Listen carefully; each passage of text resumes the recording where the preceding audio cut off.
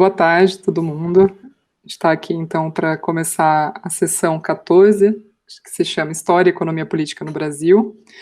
Eu vou coordenar, então, essa sessão, mas eu compartilho aqui dela com a Maria Malta, Carla Curti, o Bruno Borges, acho que não está presente, né, mas ele participa ali da coautoria desse primeiro trabalho que vai ser apresentado, chamado Sementes do Pensamento Econômico Brasileiro. Em seguida, a gente vai ter, então, o Jaime e a Maria, falando sobre a democracia restrita, democracia de massas e crise da nova república, para, então, contar com o Wilson, num artigo chamado Subdesenvolvimento e Dependência, uma análise do pensamento de Celso Furtado e sua aproximação com a teoria da dependência. E aí a gente termina com Kaique, falando sobre a expansão dependente do Brasil, uma análise do BNDES na internacionalização dos capitais brasileiros na América Latina no século XXI. Como a gente tem 4 artigos, né, 4 trabalhos sendo apresentados, a gente tem, então, 15 minutos para cada um. E aí o que está sendo o procedimento de praxe, né, aí o Wilson me corrige se eu estiver errado, mas eu entendo que é 15 minutos para cada um, a gente fecha, então, depois as apresentações, e aí abre para as perguntas, tá? Isso. Tudo bem? Tudo ótimo. Então, tá bom.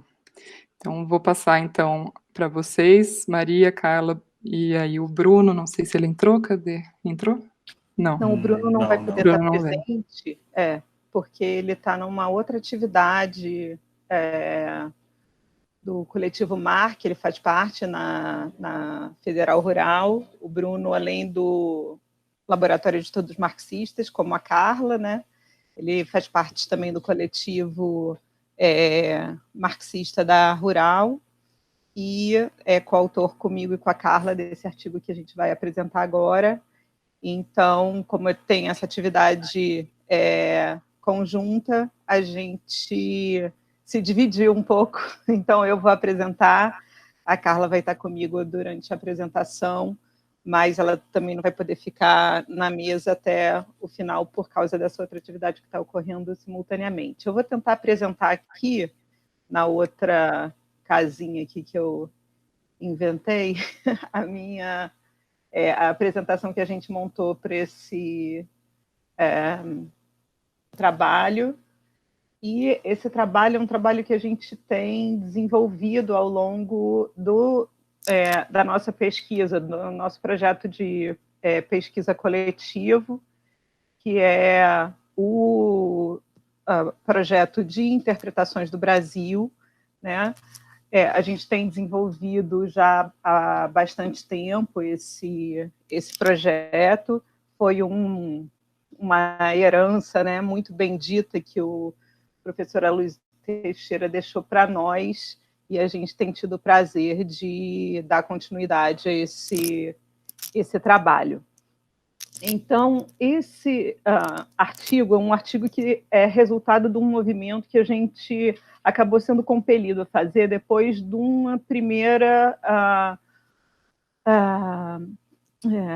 inserção que nós fizemos, né, uma primeira movimentação, que foi dar continuidade à pesquisa iniciada pelo Ricardo Bielchowski sobre história do pensamento econômico brasileiro, que com o livro dele ele tinha feito um mergulho na história do pensamento econômico brasileiro de 1930 a 1964.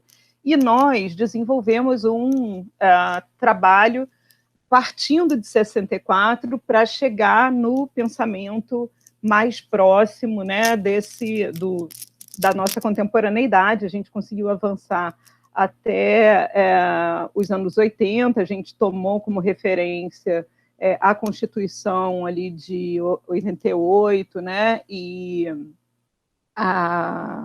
o estabelecimento da nova república como o movimento de fechamento de um ciclo também de pensamento, ali, abertura de um novo, e nos demos conta de que havia necessidade de fazer uma inflexão no sentido oposto, que era procurar as origens do pensamento econômico brasileiro, no sentido de quando ele se funda, né? Com quem ele conversa, onde que ele encontra as suas origens, como ele se define enquanto um objeto de pesquisa. E foi nesse esforço que eu, Carla e Bruno iniciamos essa pesquisa, muito também a partir da ideia de que era fundamental visitar os intérpretes do Brasil para encontrar esse ponto de partida. Então, nosso ponto de partida do artigo é essa busca, e a gente tomou essa frase emprestada do Tamas Merexani, que é a ideia de que a publicação de um livro não pode ser abordada como um evento, mas sim como resultado de um processo histórico. Para nós, ela é muito simbólica do nosso método, no sentido de que o pensamento é resultado de uma história que não é descolada, né, da realidade. O pensamento é resultado de um processo real. Não se pensa sobre o nada, né? Se pensa a partir das questões que estão postas pela história. Os marcos da nossa questão têm a ver com o movimento histórico, portanto, que estava ocorrendo no final do século XIX e no início do século XX, e que constituiu uma massa crítica de questionamentos em torno do que seria, né, a nação brasileira que precisava ser constituída. Todos os autores que vão ser definidos, tanto no campo da economia, quanto no campo da sociologia, quanto no campo da história, né? Todas as ciências sociais, onde a gente vai encontrar interpretações do Brasil, vão ser autores que têm como referência esse período histórico de reflexão. O final do século XIX é muito importante por causa dos movimentos para a abolição da escravidão, né, que são movimentos constituidores de uma nova ordem econômico-social e, portanto, né, de um questionamento de uma ordem social que foi a ordem de referência durante todo o século XIX, né, que vão questionar uma forma produtiva, uma forma social, mas também uma forma superestrutural, jurídico-política, e o início do século XX, com a transição histórica, né, do Brasil agrário exportador para o Brasil urbano industrial como projeto, né, que é quase uma consequência da outra, né, porque o processo de superação da escravidão traz no seu seio esse questionamento daquela forma social assentada nessa produção e nessa sociabilidade rural e agrária exportadora. Então, esses são marcos que, para as interpretações do Brasil e para a constituição do que a gente está falando, que são as sementes para o pensamento econômico brasileiro, são fundamentais. E aí, pensamos que tem algumas identidades, né, que são importantes para a gente olhar para os pensadores desse período, para os questionamentos que estão postos nesse período, né? E entre essas duas épocas, são épocas em que o processo de transformação produtiva teve implicações definitivas sobre a estruturação da sociedade brasileira. São momentos de luta e de constituição dos trabalhadores brasileiros enquanto classe, ainda que em fases diferentes, porque direitos da liberdade efetiva, né, a busca do direito à liberdade efetiva no início, né, na questão da escravidão, e os direitos do trabalhador no capitalismo, já nos anos 30, e a percepção dos limites, nos dois casos acontece isso, do Estado liberal, acompanhado pela instituição do mercado autorregulável para solucionar as questões brasileiras. Então, são várias dimensões, se você olhar, são 3 dimensões que são dimensões, essencialmente, da discussão econômica que estão fundando os questionamentos dessas interpretações do Brasil. E por isso nos ocorreu, né, essa busca, né, dessa origem e dessa identidade nesse ponto da análise. Seguindo adiante, O que é, então, esse tal intérprete do Brasil? Carlos Nelson Coutinho ele fala o seguinte: o mal-estar do final do século XIX e do início do século XX no Brasil, ele fala isso para afirmar algo que vale para todo o pensamento, né, que ele vai chamar, que é tomando emprestada a definição do Antônio Cândido, né, pensamento radical do período. Ele diz: esse mal-estar que vai ter no final do século XIX e no início do século XX vai jogar todos os pensadores para uma investigação do presente como história. E investigar o presente como história é se jogar numa análise dialética, né? E esse movimento é muito interessante, porque mesmo autores que não têm necessariamente uma formação metodológica dialética, pelo seu objeto são jogados nessa análise dialética, né? O que define, o que esses intérpretes do Brasil têm? Eles têm a questão da formação do Brasil como norteador ou suleador, em homenagem ao Wilson e ao Leck, que é o estabelecimento, né, a busca desse estabelecimento desse quadro social autônomo que se contraporia à origem colonial. Esse movimento de fazer um grande balanço histórico, né, no sentido que o Carlos Nelson estava apontando, né, essa busca da identificação do processo que gera o nosso presente, portanto, do nosso passado, a análise sobre o presente, enquanto resultado dessa Constituição pregressa, e uma proposta de programa político para superar os problemas encontrados nesse presente, ou seja, uma proposta de futuro. Isso é a cara de um intérprete. E é nesse sentido que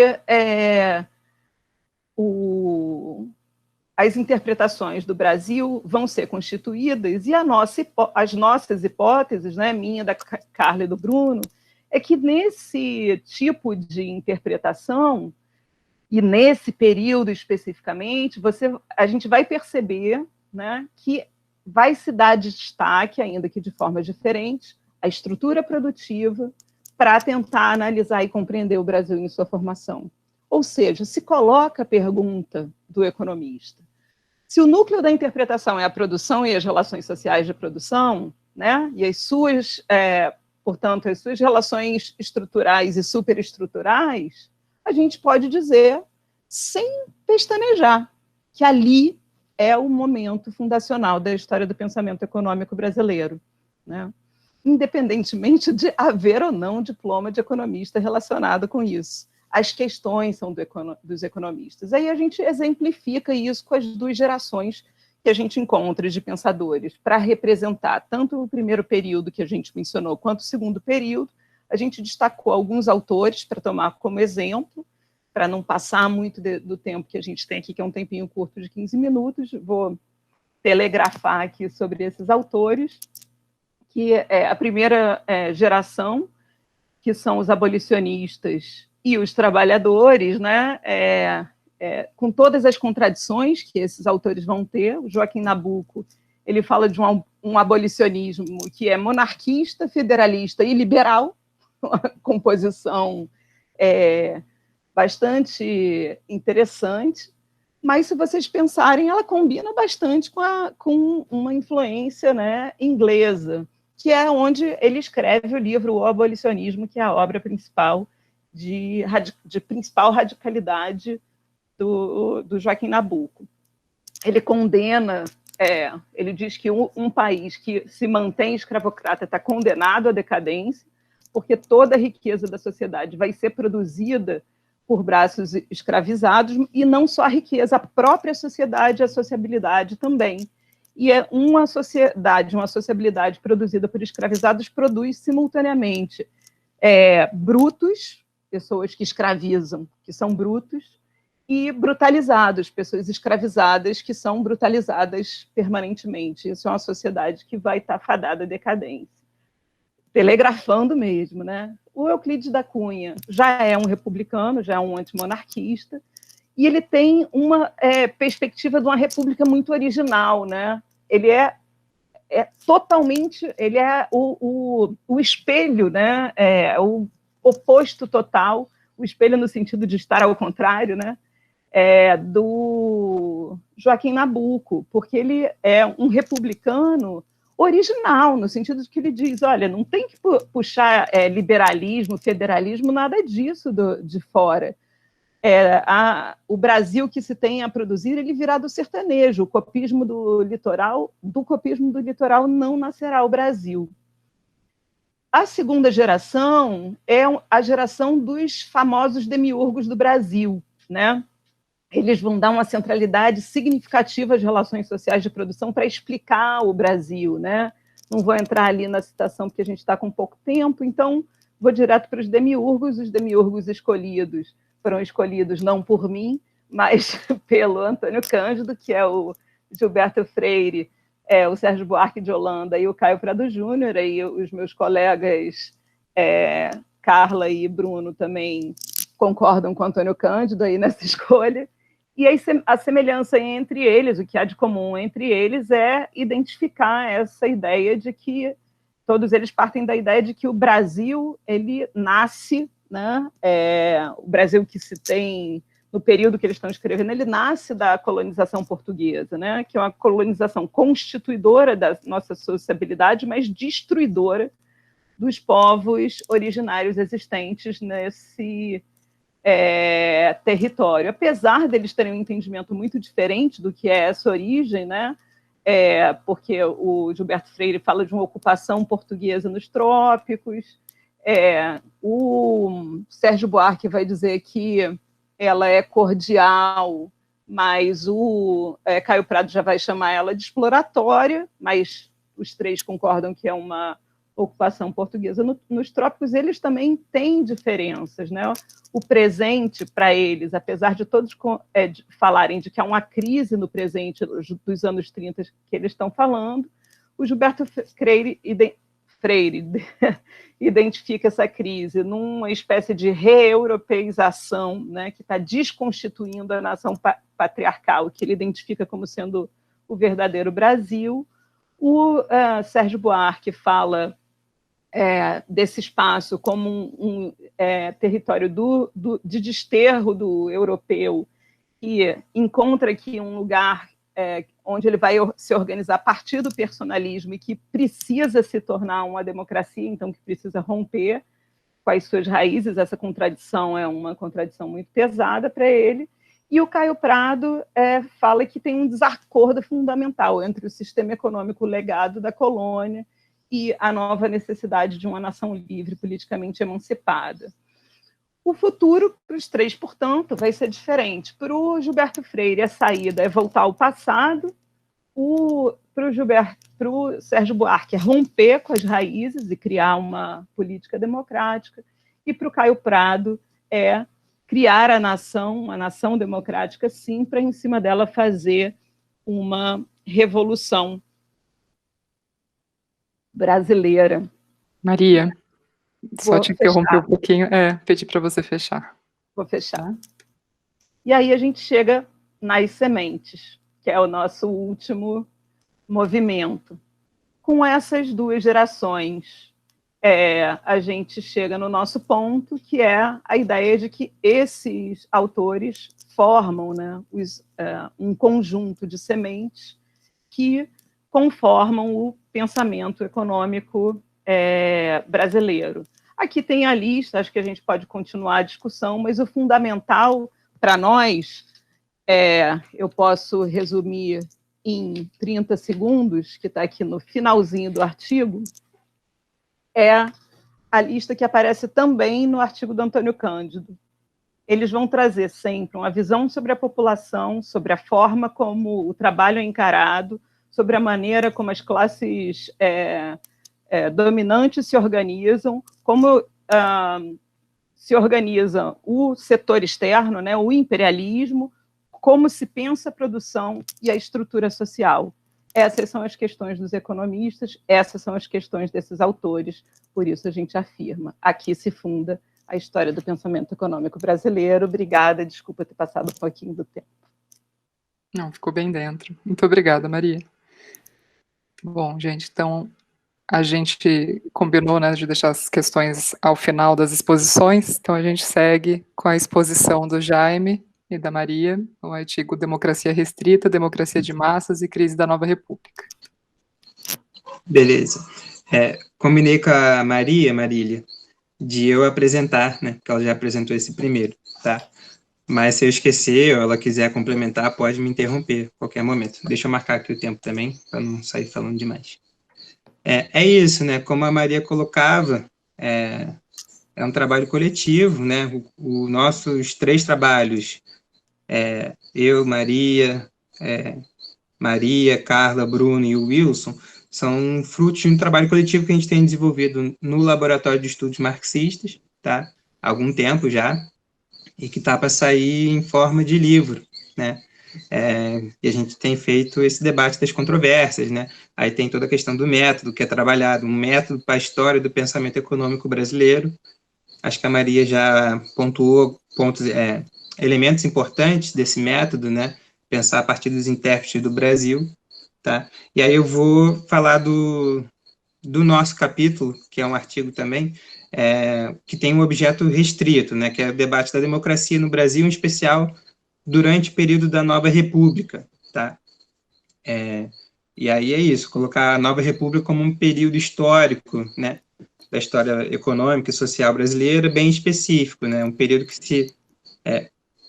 que começa, né, com a formalização da Constituição de 88, tá, que é uma Constituição que se diz cidadã, né, que vai prometer direitos, um conjunto de seguridade social para a sociedade brasileira. E a gente vai fazer uma crítica a partir da nossa formação econômica brasileira, econômica e política, tá? Desse período da Nova República, e tem uma hipótese por trás, né? Que é durante esse período da Nova República, que nasce uma forma específica de democracia, ela se desenvolve, tá? E entra em crise, né? E o clímax da nossa hipótese é que a gente está vivendo a crise terminal desse tipo de democracia, tá? Que foi instaurado com a Nova República. Então é isso, tá? Eu não fiz como a Maria, que preparou uma apresentação, então vocês só vão ficar vendo a minha cara, tá? E ouvindo a minha voz. Mas é isso. Então, nosso objetivo, então, nesse texto é mostrar o nascimento, desenvolvimento e como é que a gente chegou nessa crise da Nova República, tá? E aí é claro que a gente parte de uma perspectiva histórica para mostrar isso, né? Por isso que os intérpretes do Brasil e o método de HPEB, História do Pensamento Econômico Brasileiro, são importantes, tá? E aí a gente monta esse debate a partir de 2 autores ou 2 intérpretes do Brasil que não são economistas, né? Aí os economistas normalmente estranham, porque não é um debate corriqueiro no nosso meio, tá? Mas tem tudo a ver com a economia, inclusive a gente encara esses debates como economia, porque fazem parte da crítica da economia política, tá? Uma visão mais ampla do que é a economia, tá? E quais são esses autores que a gente selecionou, eu e Maria, nesse texto, tá? Foi o Florestan Fernandes e o Carlos Nelson Coutinho. Florestan Fernandes, ele é um sociólogo, foi um sociólogo paulistano, do século passado, nasceu em 20 do século passado, morreu em 95. E o Carlos Nelson Coutinho, ele é, se não me engano, formado em filosofia, ele é um baiano, que é muito importante, porque dentro do debate marxista aqui no Brasil, ele inseriu uma das linhas de interpretação do Antônio Gramsci aqui dentro, tá?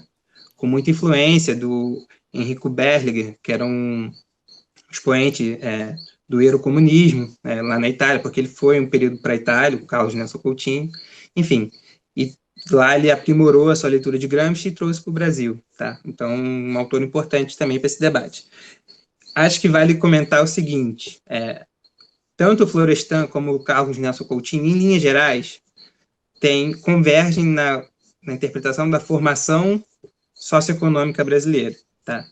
E o que a gente tenta fazer aqui nesse artigo, nesse capítulo, é mostrar até que ponto convergem e a partir de quando divergem, tá?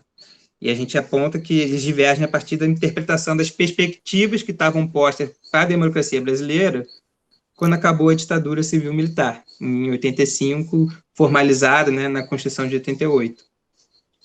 Então, essa é a controvérsia desse capítulo. Tá?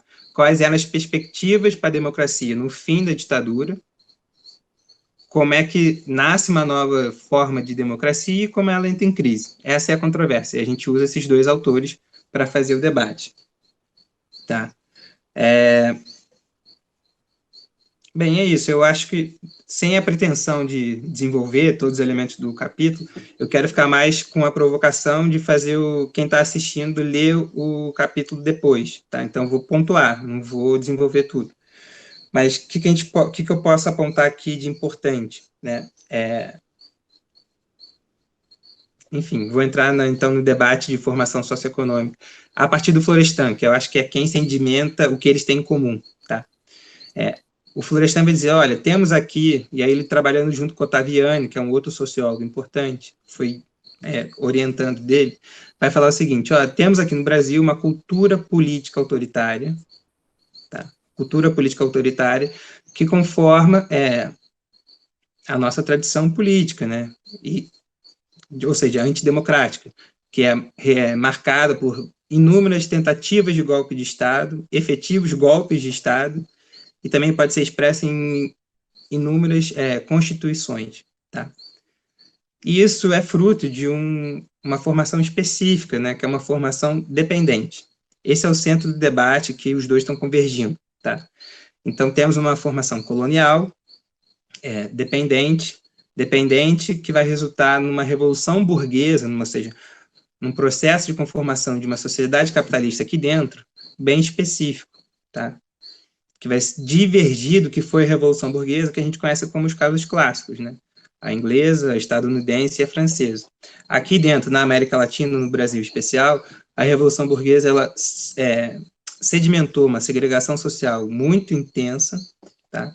Pobreza, desigualdades regionais, culturais, de renda, de patrimônio, e uma dependência externa ao capital internacional elevadíssima. Ou seja, a gente não tem uma soberania nacional entre aspas, né, não tem uma soberania popular no controle dos interesses econômicos e políticos do que se passa aqui dentro. É esse o ponto de convergência dos dois, tá?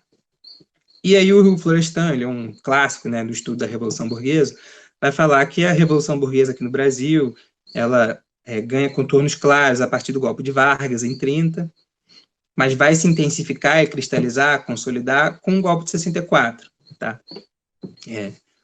Enfim, porque eles vão congelar toda a disputa da questão social, né, as classes dominantes, junto com os militares, eles vão congelar todo o desenvolvimento da questão social em prol de um desenvolvimento econômico, tá? Um crescimento econômico. E vão conseguir fazer isso, tanto que a gente tem um milagre depois das reformas estruturais ali do começo do regime. E o que é interessante, aponta o Florestan, é essa própria dinâmica interna do regime de 64, que vai gerar contradições para esse regime, tá? E para o tipo de capitalismo que se formou aqui. E aí vão se abrir perspectivas para a democracia e para a economia brasileira já na década de 70, 1970 e poucos, tá? Aí começam as divergências, começa a controvérsia que a gente quer destacar. O Florestan vai dizer né, que ele, diante do quadro de formação socioeconômica brasileira e da cultura política autoritária, a perspectiva para o Brasil, né, é de um reforço do Estado autocrático, ou seja, de um Estado, autocracia quer dizer das elites que governam para si mesmo, né, um reforço desse tipo de Estado autocrático, mas que vai conseguir abrir formas de dominação, formas de diálogo com o conjunto da população, que ele vai chamar de democracia de cooptação, né? Que é esse apassivamento da luta de classes, essa forma de corromper o sistema econômico e político e incorporar, de certa forma, os de baixo na ordem. Tá? Ou seja, essa é a perspectiva do Florestan no fim da ditadura. Tá? E o Carlos Inácio Coutinho converge com essa perspectiva de formação socioeconômica, mas vai dizer o seguinte, muito influenciado pelo eurocomunismo, né? O objetivo principal, primário nosso, é acabar com a ditadura. Tá? Mas depois disso, a gente tem que acumular forças, essa é a expressão dele, tá? Para formar sujeito sujeitos políticos coletivos, né? Ou seja, reforçar a sociedade civil para fazer o que ele via como uma democracia de massas, tá? Aí, fazendo oposição, que eu esqueci de falar, mas é importante no Florestan. Aquela cultura política autoritária no Florestan conformava, né, uma democracia restrita, porque apartava a maioria da população das decisões. A perspectiva do Carlos Nelson Coutinho era que essa democracia restrita poderia ser superada com a democracia de massas através do acúmulo de forças, tá? E por que essas diferenças são importantes entre os dois? Porque vão ter implicações políticas na conformação e no debate todo que teve dentro do Partido dos Trabalhadores, né? que é fundado em 80, e os dois são intelectuais importantes dentro do Partido dos Trabalhadores, que vão estar debatendo o que o PT deve ter como estratégia e tática, né, como programa de ação. Tá? Eles vão ser muito críticos ao que está sendo proposto ali dentro do PT, vão romper, né, o Florestan na década de 90, o Coutinho em 2000, na década de 2000, enfim, mas ajudaram a contribuir, a construir o partido, por isso são intelectuais orgânicos nesse sentido do Partido dos Trabalhadores. Tá? Assim, eu estou como a Maria, né, telegrafando, não vai dar para desenvolver tudo, tá? Mas eu acho que a diferença principal era essa, entre Florestan e Carlos Nelson Coutinho. O Florestan, com uma perspectiva de casamento e da democracia de cooptação, ou seja, aquela forma que coopta, né, que concilia e apassiva a luta de classes, incorpora, então, de certa maneira, frações da classe trabalhadora dentro da ordem, com um Estado autocrático, e o Carlos Nelson Coutinho pretendia reforçar a democracia liberal para depois superá-la. O Florestan não apostava na democracia liberal. Tá? E eu acho que é isso, né? E a gente mostra nesse capítulo como é que se desenvolve, então, essa democracia de cooptação. Aí depende, claro, de uma conjuntura internacional favorável, que a gente vê como só foi favorável ao pleno desenvolvimento dessa democracia de cooptação, justamente no período que o PT estava no governo. Tá? Ou seja, os primeiros governos da nova república, Sarney, Collor, Itamar Franco, FHC, eles não contaram com uma conjuntura internacional favorável para essa cooptação desenvolvida, né, para essa conciliação de classes. Tá? Eles tiveram que enfrentar problemas graves, como a estabilização macroeconômica, né, como os problemas de transição do período democrático, da ditadura para o período democrático, e coube justamente ao Partido dos Trabalhadores um período mais favorável. Né, e o Partido dos Trabalhadores conseguiu, através dessa conjuntura internacional favorável e uma política econômica diferente, fazer aquilo que a gente chama de uma nota, puxar o Furtado para a conversa, Celso Furtado, fazer uma nova rodada dos padrões de modernização dos padrões de consumo, né? Uma nova rodada de modernização dos padrões de consumo. A gente acha que o PT fez isso muito bem, e essa foi a principal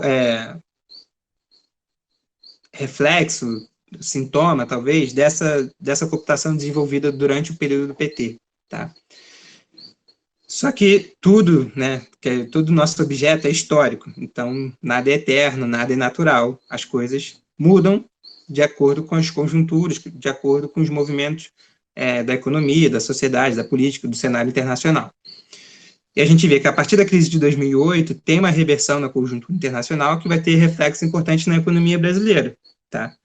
Essa mudança na conjuntura internacional vai gerar uma crise no neoliberalismo, que vai necessitar de um reforço de neoliberalismo a partir dos países centrais. Né? Então, os Estados Unidos, a Europa, vão reforçar o neoliberalismo no mundo para se manterem como países hegemônicos, como regiões hegemônicas. Tá?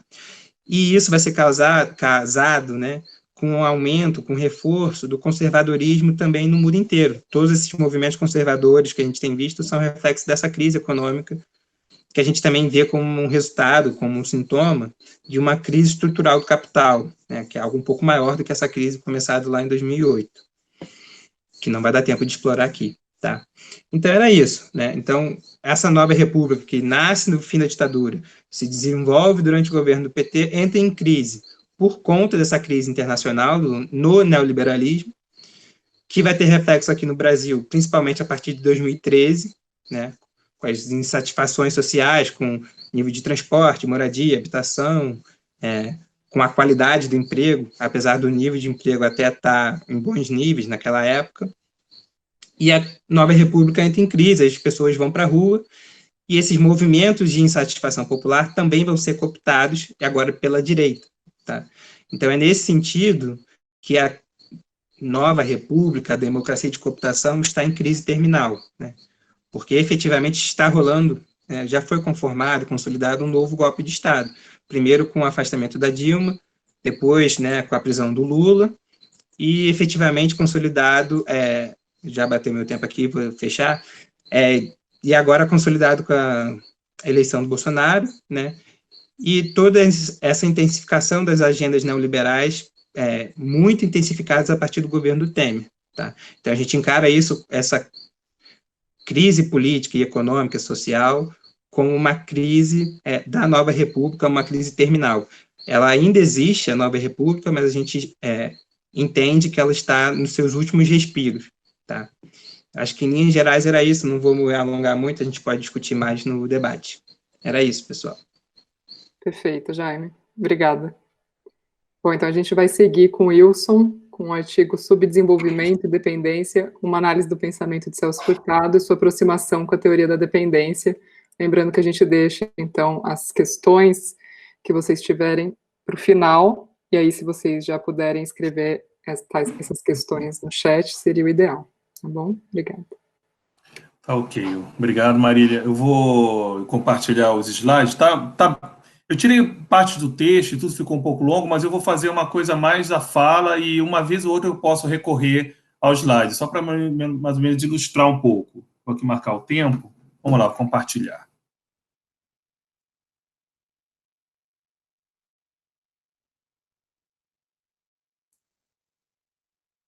Ok, vamos lá.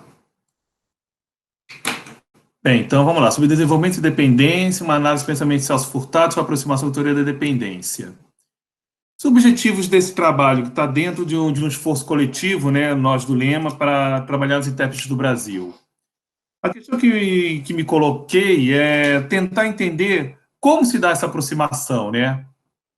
Quais as reflexões de Celso Furtado, teoria da dependência, que se divide em duas vertentes. Teoria weberiana da dependência, com Fernando Henrique Cardoso, Enzo Faleto, principalmente, e a teoria marxista da dependência, cujos principais autores são André Gunder Franco, Rimauro Marini, Teutônio dos Santos e Vânia Bambirra. Então, eu quero captar as aproximações e depois observar a aproximação de Furtado, em específico com a TMD, com a teoria marxista da dependência, a partir de 64, a respeito da relação de subdesenvolvimento e dependência, e, por meio deste movimento, analisar as contribuições desses autores para pensar os desafios cada vez maiores para superar o subdesenvolvimento no século XXI, dado o quadro de continuidade da dependência combinado com o cenário de crise capitalista.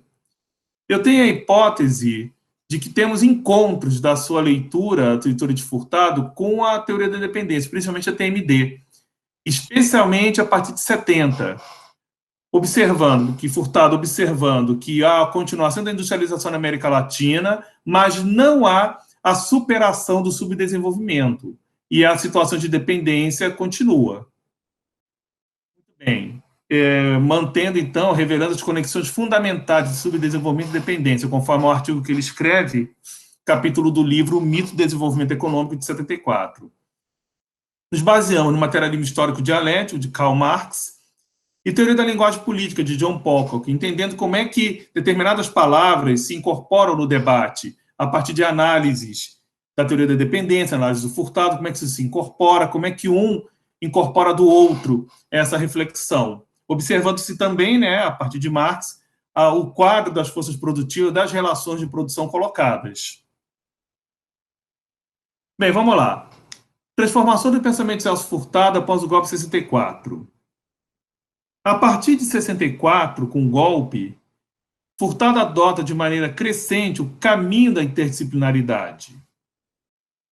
E Furtado, ele tem, entre 64 e 68, um diagnóstico estagnacionista. A ideia de que poderia haver até uma regressão econômica devido ao quadro de crise econômica que o país vivia desde 62. Mas Furtado percebe, né? E também observamos, em paralelo, críticas a esse diagnóstico pela teoria da dependência, Maria da Conceição Tavares, por exemplo, em que eles vão observar que, na verdade, é uma reestruturação para depois voltar ao grande ciclo de crescimento, o que ocorreu. E isso leva Furtado a fazer uma reavaliação da sua reflexão. E o que Furtado vai observar? O subdesenvolvimento continua com a indústria, e mais, é uma situação de dependência cultural, de importar tecnologia do centro, que muitas vezes não é adequada à nossa realidade periférica. E se manifesta de maneira muito patente na modernização, que é uma cópia dos padrões de consumo dos países centrais, principalmente setores médios daqui, e querendo imitar o consumo das classes médias e setores médios dos países centrais. E é uma situação de dependência sob a hegemonia dos Estados Unidos. Vale destacar que Furtado não utiliza nessa análise a expressão imperialismo, que é adotada pela TMD, mas ele chama muita atenção também para conformar isso ao quadro de subdesenvolvimento, principalmente na reflexão feita entre 64 e 68. Mesmo com o diagnóstico estagnacionista, vale destacar essa reflexão, e isso vai continuar no decorrer da sua análise. Só mais um ponto que eu gostaria de destacar, essa reflexão de Furtado vai se desdobrar essa mudança a partir do livro Análise do Modelo Brasileiro, e vai continuar em o livro Mito do Desenvolvimento Econômico, de 74, o Análise do Modelo, em 72, o Mito, em 74, Prefácio à Nova Economia Política, em 76, Criatividade e Dependência na Civilização Industrial, em 78, que é o seu livro mais interdisciplinar, em que ele vai aprofundar essas reflexões sobre a questão da dependência cultural, da modernização, dessa questão toda da continuidade do subdesenvolvimento num quadro de industrialização, denotando a dependência. Bem, e a própria teoria da dependência, né? Como é que a gente caracterizaria um pouco mais, né? Na teoria weberiana da dependência, do Fernando Henrique Cardoso e Enzo Faleto, nós temos o quê? Uma dependência no qual ela continua na industrialização. Os países centrais invertem de países periféricos. Tem um desenvolvimento parcial, no quadro de heteronomia, que o Furtado poderia chamar de heterogeneidade estrutural. Uma divisão entre setores assalariados e daqueles vinculados ao setor capitalista avançado, e os salariados do setor capitalista tradicional. Mesmo assim, é possível o desenvolvimento dependente e associado à principal potência central, que é o que se concretiza, né, no governo FHC adaptado aos tempos de globalização.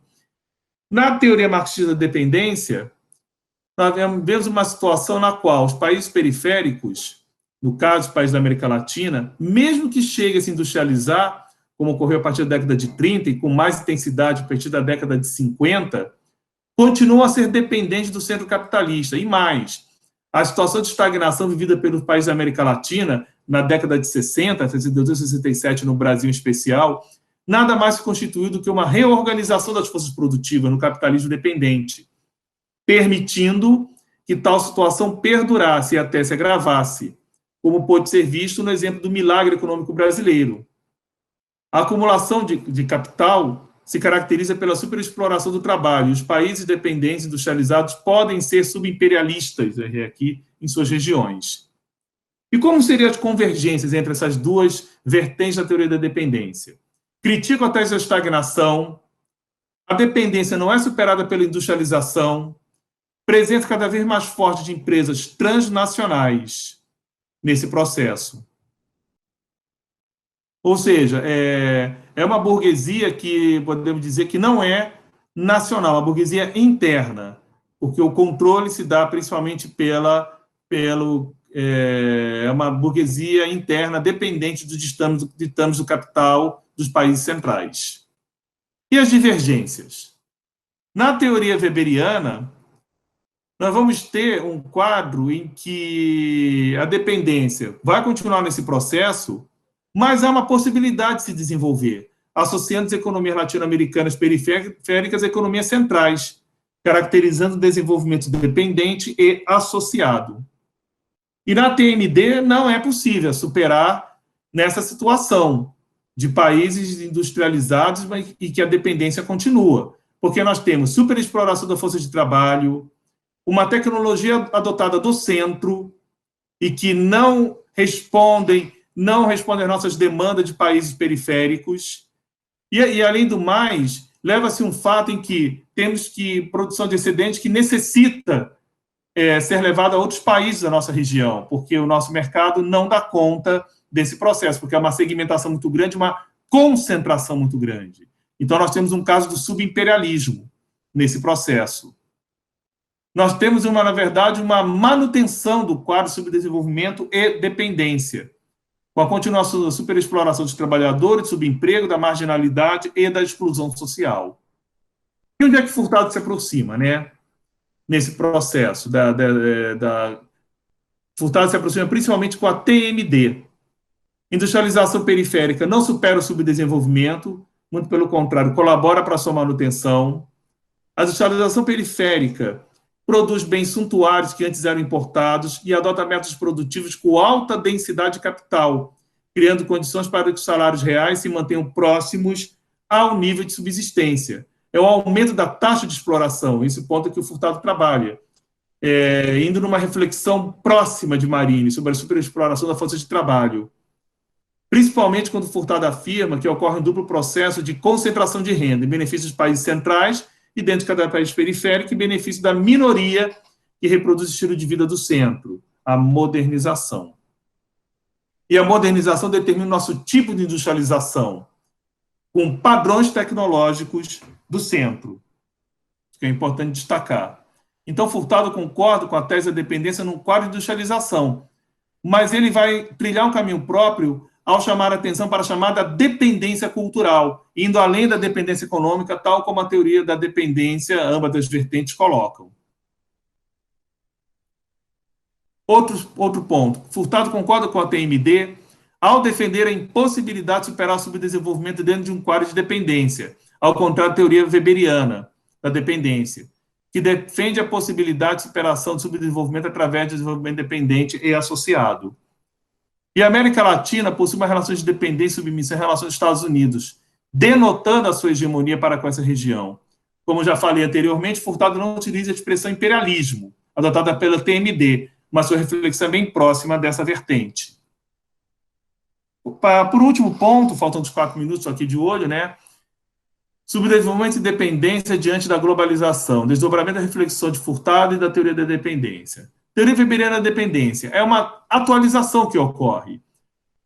Quando eles abraçam essa vertente, abraçam a tese da globalização e continuam a defender o desenvolvimento dependente associado, mas dentro do movimento de adesão à globalização com políticas de corte neoliberal.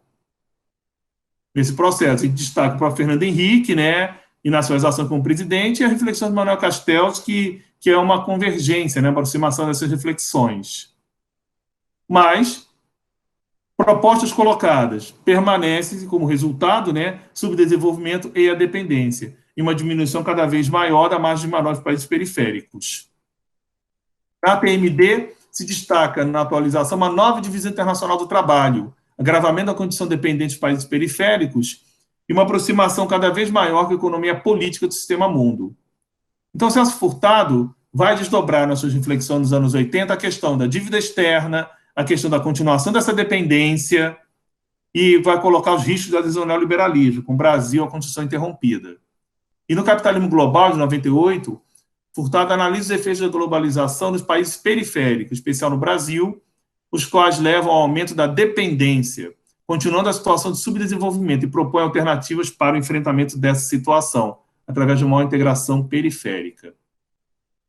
Para encerrar, o pensamento de Celso Furtado sobre o subdesenvolvimento e dependência se aproxima da TD, em especial da TMD, como a gente observou da nossa análise, né? E denotando um processo no qual as reflexões podem ser compreendidas a partir da infraestrutura econômica do capitalismo na periferia e no centro, tal como o materialismo histórico dialético de Marx coloca, criando uma nova langue na parrola, ou seja, uma nova expressão, como John Pocock coloca, que trabalha essa questão de incluir novas palavras nesse debate. Expressões como dependência, dependência cultural, modernização, subimperialismo. Furtado se aproxima da TD, mas mantém um caminho próprio de reflexão, ao enfatizar a dependência cultural e a modernização. E nesses desdobramentos, tanto de um lado quanto de outro, diante da globalização, a aproximação de Furtado ocorre de maneira mais patente com a TMD, ao continuar afirmando a impossibilidade de se alcançar um desenvolvimento de maneira dependente e associada. É isso. Interromper um compartilhamento.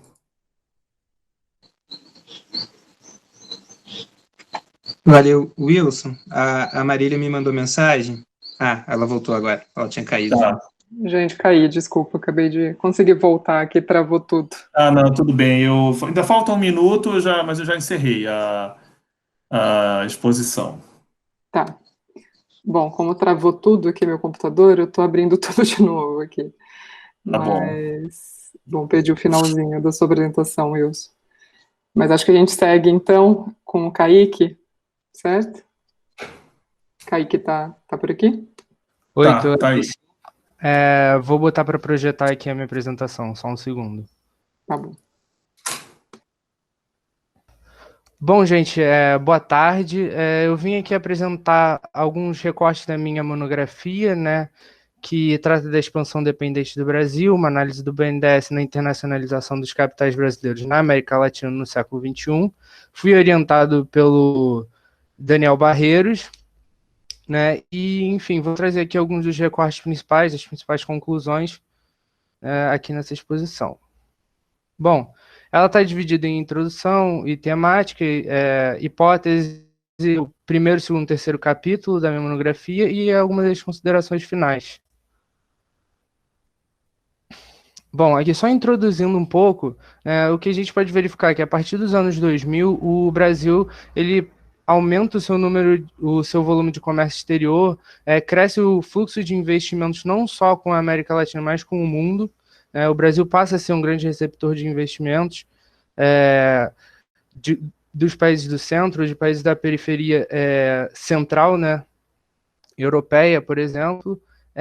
E nesse cenário, o Estado brasileiro ele passa a ter um comportamento mais ativo, tanto no que diz respeito aos investimentos brasileiros no exterior, quanto nas iniciativas de integração regional, etc., como o BRICS, IRSA, Mercosul, e as outras organizações, né? Então, quais instrumentos ele utiliza para isso? Ele vai utilizar principalmente o Ministério do Desenvolvimento da Indústria e Comércio Exterior e também os bancos públicos, principalmente o caso do BNDES, que foi um dos principais braços de execução da política de expansão dos capitais brasileiros, que é o que eu vou estar argumentando aqui na minha monografia, né? Principalmente também no que a gente olha por causa dos monopólios ou campeões nacionais da infraestrutura da construção civil.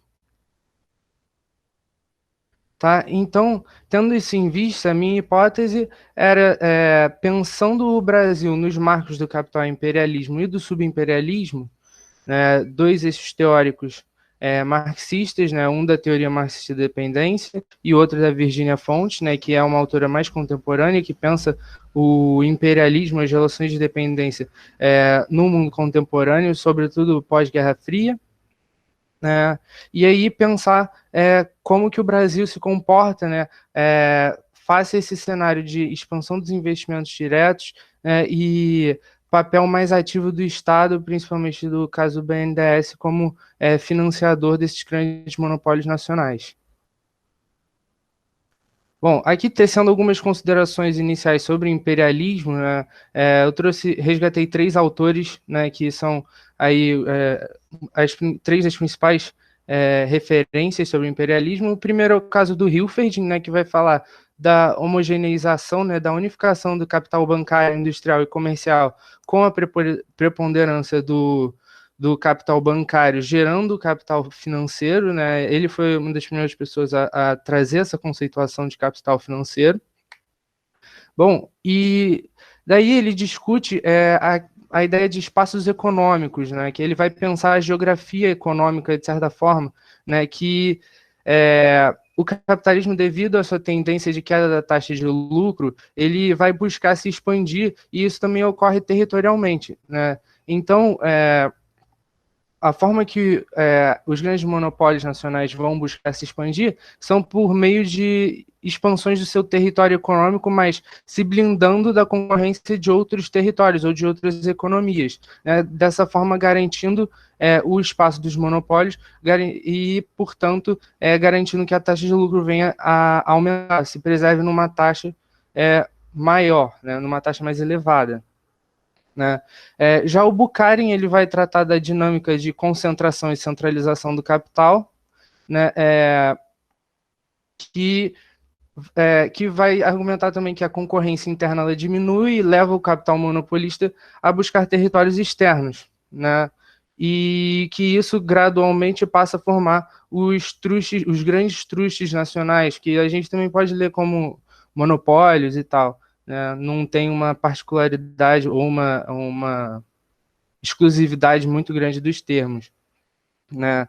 E aí isso daí vai ser reforçado através de meios extraeconômicos, como guerras, submissões culturais e políticas, né?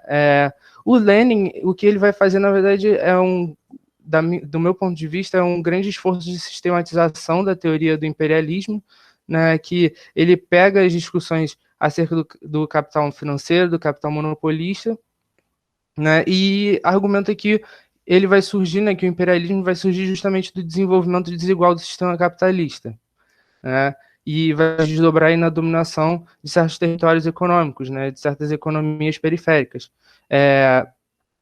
E, para além disso, né, como que isso vai ocorrer? Isso vai ocorrer através da exportação de capital, né, de alguns poucos países que já estão em patamares mais elevados de acumulação, em direção a países de forças produtivas menos desenvolvidas, mas que também já estão incorporados na divisão internacional do trabalho.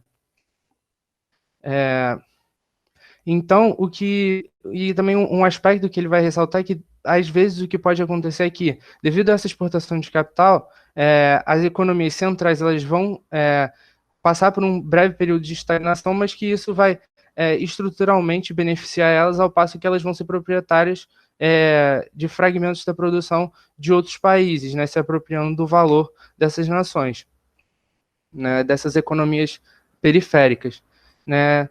Então, o resultado disso é que vai existir uma crescente e constante centralização do capital, né, sob a preponderância do capital financeiro.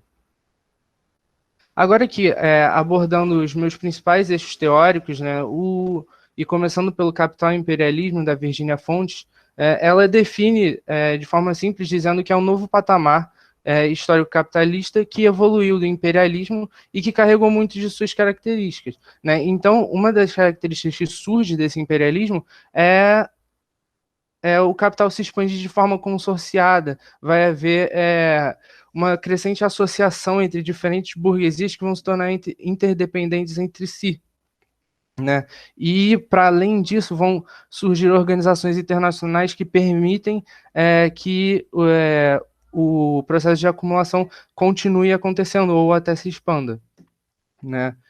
Então, é o que ela chama, essas organizações internacionais, de instâncias internacionais de gestão intercapitalista, e aí ela trata como exemplo o FMI, enfim, Banco Mundial, até a própria ONU, OMC, enfim, e a gente pode até tratar os BRICS também, nesse caso. Então, uma característica que ela também vai ressaltar é que o capital ele vai se ramificar de forma cada vez mais abstrata, sendo difícil rastrear quais são suas origens e quem está de fato se apropriando desses valores. Tá? Essas são as considerações sobre o capital e imperialismo. Já sobre o subimperialismo, né, o Marini ele vai dizer que é a configuração que uma economia dependente atinge ao chegar na fase de monopólios e capital financeiro. Né? Então, ela vai ser dotada de duas características principais, que é um impulso expansionista razoavelmente autônomo em relação ao centro capitalista, né? E uma composição orgânica média do capital, né? E vai passar também por processos de modernização jurídica e financeira, possibilitando uma elevação dos fluxos de capital. Né? Ele conclui isso porque não à toa ele estava pensando durante a ditadura que, enfim, aconteceu alguns desses fatores, alguns desses aspectos. Então, o país subimperialista ele vai servir de entreposto à acumulação de capital, exportando capitais para nações inferiores e transferindo para superiores hierárquicos, né? Então, e também vai ser necessário que esse país faça frente à concorrência setorial específica de alguns outros países que estejam mais avançados nas cadeias globais de valor, né? E isso vai ocorrer com o suporte de criação de grandes trustes e monopólios nacionais, né? Como é o que eu vou trazer aqui, que é o caso do BNDES. Bom, aí aqui eu já estou entrando na segunda parte da monografia, e que eu falo um pouco do histórico do processo de expansão dos capitais brasileiros na própria América Latina. O primeiro gráfico é das exportações, o segundo é das importações. O que a gente observa é que a América Latina ela sempre teve um lugar aí, importante no comércio brasileiro, no comércio internacional brasileiro. E, bom, ele acompanha meio que a dinâmica geral, apesar de ter algumas, de destoar em alguns breves momentos, ele acompanha a tendência geral, né? E, bom, a única coisa que eu vou explicar aqui em relação à dinâmica desse gráfico são essa queda que estão nos dois gráficos e a da crise de 2008, né? O resto é bem condizente com o que aconteceu internamente na economia brasileira, aqui, né, de crescimento até 2012 e depois de queda a partir de 2014, 2015. Kaique, mais 5 minutos. Tá. Bom, aqui no que diz respeito aos investimentos propriamente ditos, né, o Brasil vai passar a receber bastante investimento de países como Estados Unidos, Espanha, né, Bélgica, enfim, e também países que não necessariamente vão estar exatamente no centro, né, no clássico centro capitalista, né, que a gente conhece. Né, mas esse investimento que o Brasil recebe, ele está limitado aos setores, sobretudo, de um pouco maior valor agregado. Tá?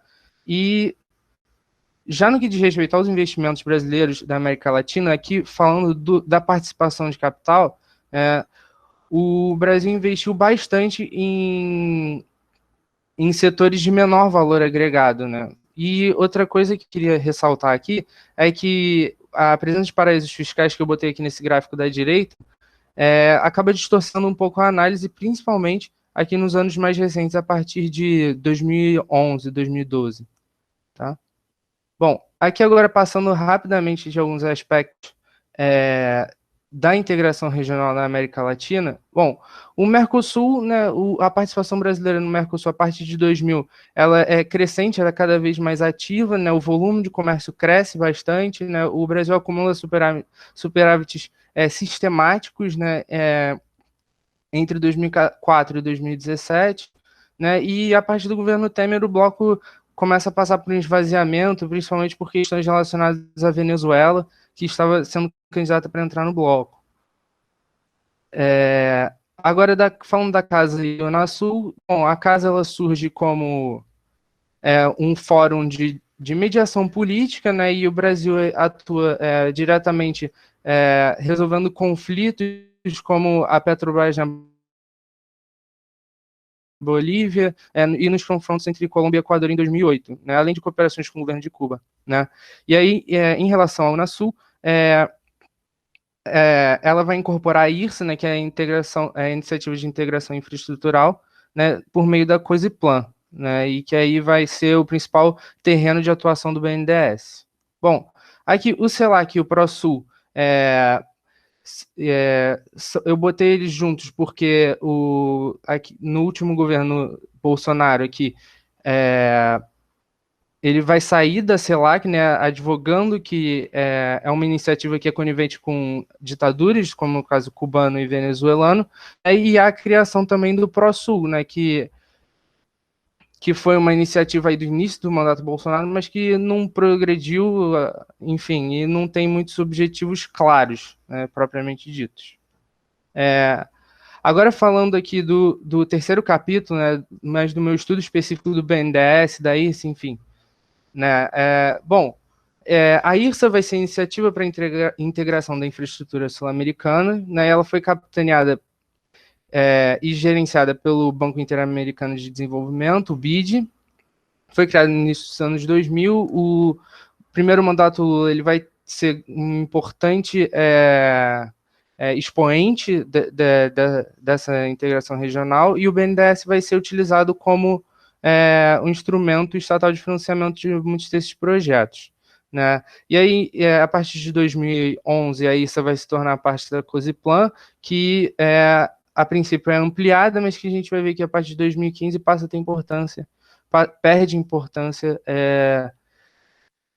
para o governo brasileiro e nos financiamentos do BNDES. Bom, e aí o papel do BNDES na exportação de capitais brasileiros.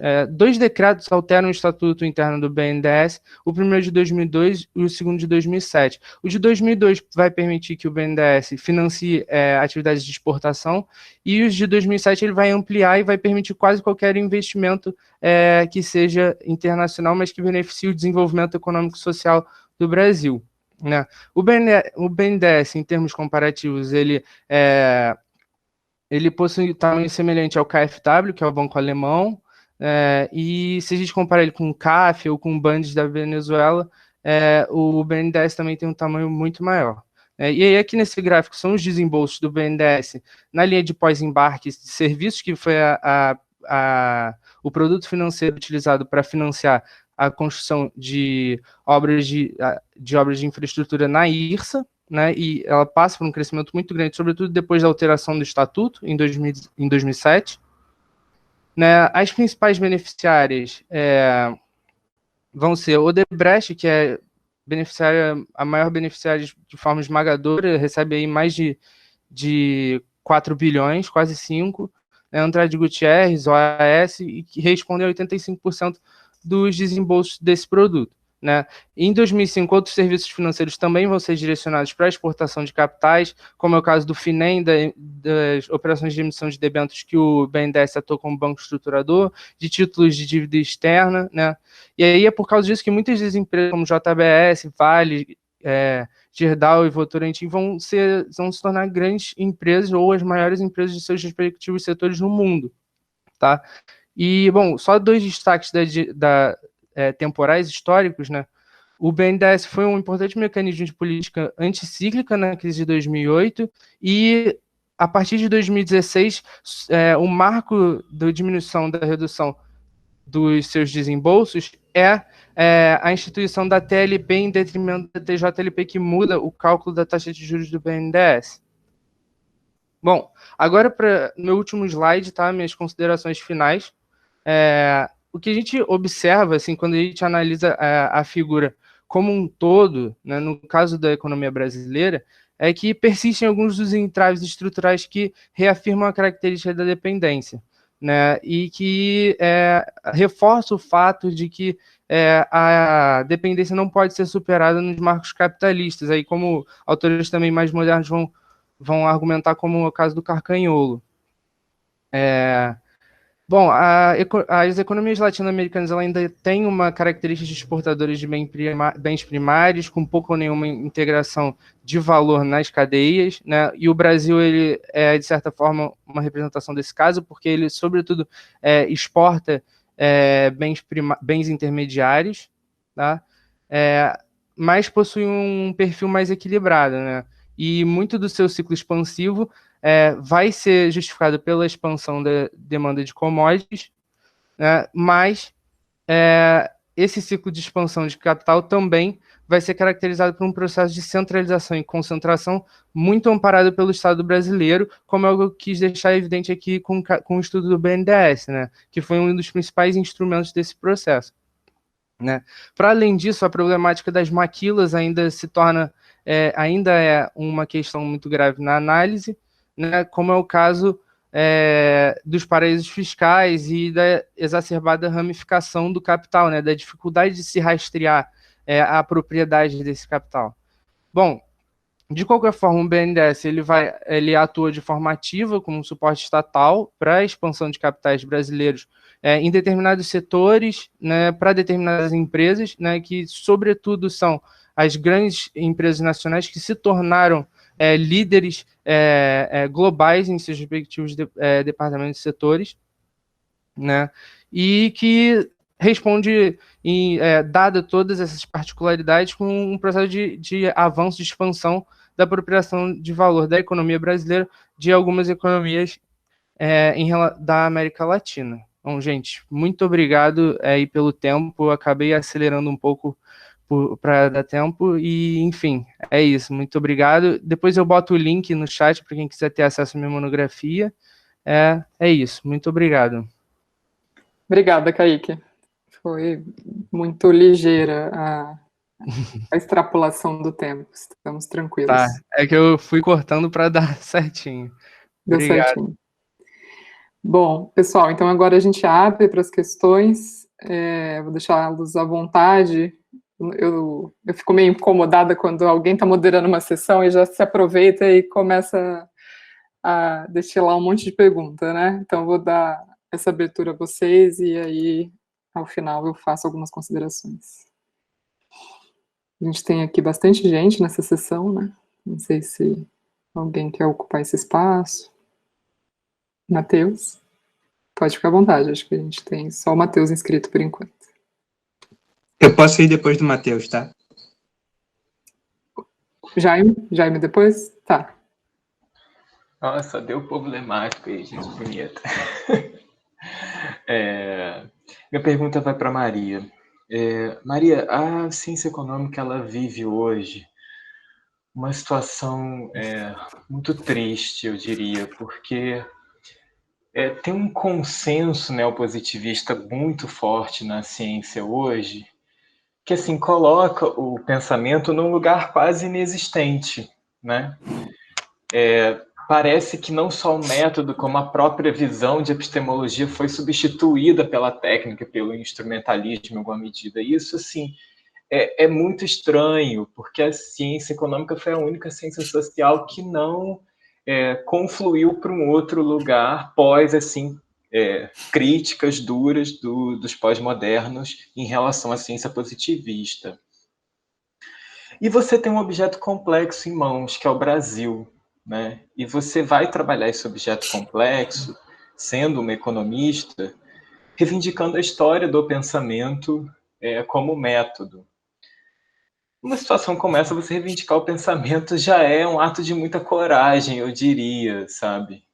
Você é uma das poucas economistas, talvez a única, que coloca a questão da HPE como método também. Eu queria que você explorasse um pouco mais, me ajudasse a entender um pouco mais como a história do pensamento econômico ela pode servir de método para a compreensão do objeto economia. Claro também que eu estou entendendo que você está recortando a economia de um país específico, que é o Brasil. Eu queria que você me ajudasse a entender um pouco isso. É isso. Gente, vamos coletar algumas perguntas e aí a gente consegue responder em blocos, pode ser? Jaime quer tomar a frente? Tá, na verdade, Marília, o meu é só um comentário, não uma pergunta. É para o Kaique, tá?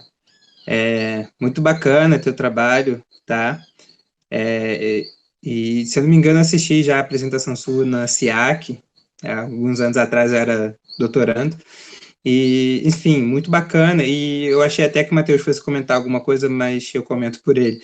Porque o Matheus tem discussão, né, eu sei que ele tem pesquisa disso, sobre a questão do imperialismo, e os autores que você traz, eu sei que são caros a todos aqui do Lema, né, mas ao Matheus especificamente, porque ele pesquisou isso durante seu mestrado, e tem pesquisado ainda, né. Aí até perguntei aqui no privado, nos bastidores, para o Matheus, se você estava na pós do IE, eu não sei, queria saber de você se você está na pós, porque, enfim, acho que é importante essa troca, né, entre os estudantes e os professores também, claro, mas acho que é interessante essa troca, e teu trabalho caminha muito em direção ao trabalho dele. E só uma curiosidade, hoje de manhã, numa atividade do Lema, a gente conversou com a Virginia Fontes, aí você usou ela como uma referência aí do Capital e Imperialismo, né? A gente, na hora, caraca, a Virginia Fontes surgindo de manhã e de tarde aqui. Mas, enfim, parabéns. E só deixar uma saudação também ao espaço da jornada de pesquisa, né? Porque 2 anos atrás eu estava também na jornada de pesquisa no papel de doutorando. E faz muita diferença você discutir o trabalho com outras pessoas, com os pares. Era isso. Bacana, Jaime, obrigado. O Hugo está inscrito? Boa tarde. Gostaria de parabenizar todo mundo pelos trabalhos, por esse compromisso de estar aqui essa tarde. Essa pergunta vai mais para o Kaique, baseado em outro texto para discussão do IE, que foi promovido pelo Alexis e pelo João Pedro Braga, sobre o papel das cadeias globais de valor em reproduzir desigualdades, e como o Brasil se depara com uma situação de dependência econômica para se inserir nessas cadeias globais de valor, e ainda mais se inserindo, como você diz, através de uma economia primária, que pressupõe a expansão da área agrícola e da fronteira agrícola. Como que o Brasil, você considera que pode enfrentar um possível desafio desse? Se é com mais tecnologia no campo, se é... Porque eu imagino que você mudar de cadeias globais é uma questão histórica. Então, como que a gente se articula essa dependência em relação às cadeias globais e o fato delas reproduzirem desigualdade? Obrigada, Hugo. Bom, acho que dá para ainda coletar um pouquinho mais, né? A Kátia está inscrita também. Oi, gente, boa tarde. Sou graduanda do IE. Eu queria, na verdade, eu gostei muito da pergunta do Matheus Sade, né, para a Marília. Eu queria complementar a pergunta do Matheus, né, ele perguntou como é que você explica a economia brasileira através do HPE. Eu gostaria de te perguntar assim, você acha interessante tentar explicar a economia brasileira juntando o HPE com psicanálise? O que você acha disso? Kátia, essa pergunta é para o Matheus, é isso? Para Maria? Não, é para você, Marília, desculpa, acho que não ficou claro. É para Maria. É para Maria, né? É que a pergunta do Matheus foi para Maria Malta. Ah, desculpa, confundi os nomes. Fica tranquilo. É muito parecido mesmo. Bom, gente, eu vou então só aproveitar muito rapidamente, como não tem mais ninguém inscrito, perguntar aqui, realmente por uma curiosidade, aqui pessoal, se o trabalho, Maria, que você fez, né, com a Carla e com o Jaime com o Bruno, quando você fala que vocês voltaram ali, né, no que vocês chamaram de, você dividiu basicamente, né, marcos, identidades, e aí para falar sobre as sementes, né, quando você fala que vocês recuperaram ali o Joaquim Nabuco, e aí o que me chamou a atenção foi o Euclides da Cunha, né, e aí realmente eu queria saber um pouco, por curiosidade, se você voltou na produção do Francisco Furtwängler. Eu tive a oportunidade de ter sido aluna dele, né, em algumas eletivas que eu fiz na minha graduação. Ele é um dos maiores especialistas, né, ele é um professor do Instituto de Estudos da Linguagem da Unicamp, e ele é um dos maiores especialistas em Euclides da Cunha, e eu fiz justamente 2 disciplinas, uma era basicamente Euclides da Cunha do começo ao fim, né, de influenciadores a influenciados, né, e aí depois, recentemente, quando a Flip decidiu homenagear o Euclides da Cunha, o Furtwängler, ele foi convidado, né, participou da curadoria, e mais recentemente ele soltou um comentário a respeito da última obra do Euclides da Cunha, que foi, na verdade, uma publicação póstuma, né, que é a obra de 1909, que se chama Margem da História. E aí ele produziu, né, o Francisco produziu um livro dialogando com essa obra, falando um pouco sobre os retratos da margem da Amazônia, né, e aí um pouco dessa visão de como o Euclides via o Euclides participou da missão Brasil-Peru, né, foi em expedição para lá, enfim, tem toda uma história com essa região. Aí eu queria saber um pouquinho se vocês incorporam um pouco dessa visão mais crítica do Francisco Furtwängler, e se a margem da história está presente ali na leitura de vocês, me chamou bastante atenção, essa presença do Euclides da Cunha no trabalho de vocês, gostei bastante. Uma outra provocação um pouquinho rápida para o Kaique eu tive a oportunidade de ter sido professor de técnicas de pesquisa dele, né, então, de certa forma, eu estou vendo ali um trabalho acabado, tendo visto o embrião. Kaique, uma coisa que me chama a atenção, né, no seu trabalho é que, claro, é um desafio gigante fazer esses saltos, né, entre o que é uma estrutura conceitual do que vai se fazer em termos de indicadores, de métricas, né, esses retratos que a gente costuma fazer enquanto economista. E aí a gente acaba correndo alguns riscos, né, quando a gente faz isso, no fundo. Então, eu acho que um risco que você corre ali, né, não só de simplificar o discurso conceitual, mas de também tropeçar em alguns indicadores, né. Então, por que eu estou falando isso? Porque me chama a atenção um pouco a análise que você trouxe a respeito dos movimentos, né, de investimento estrangeiro no Brasil.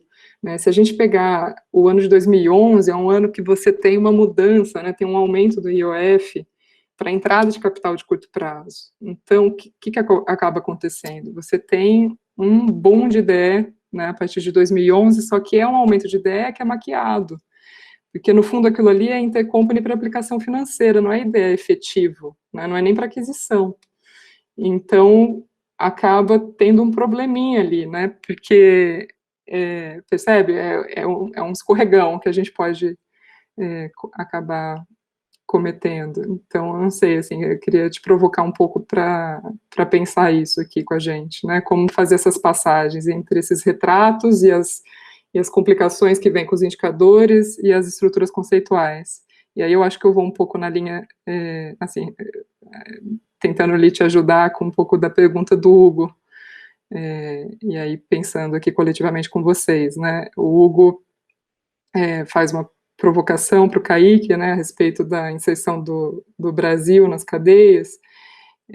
Eu acho que a gente tem que também ter um cuidado com essa visão tradicional, né, da inserção do nosso país nas cadeias, porque, de certa forma, isso é tomado como, digamos assim, né, é senso comum que a gente é um país que se insere nas cadeias mais intensivas no agronegócio, né, intensivas em recursos minerais, só que, de certa forma, a gente fica escravo dos indicadores, né, esses indicadores de participação nas cadeias, eles são muito limitados, então acho que a gente tem que tomar um cuidado com isso, porque se a gente começa a fazer algumas considerações, né, incluindo, por exemplo, né, aquilo que a gente importa, mas não exporta, uma vez que a gente tem um mercado doméstico gigante, aí você já vai perceber que o Brasil não é um país tão alheio às cadeias globais de valor, né.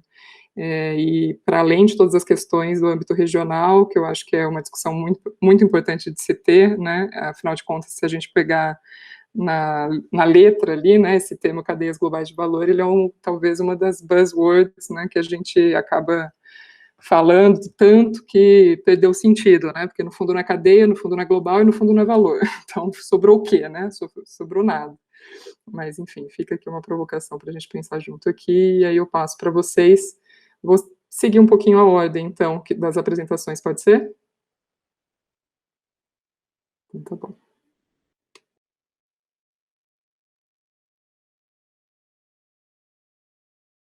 Maria, seu microfone está desligado.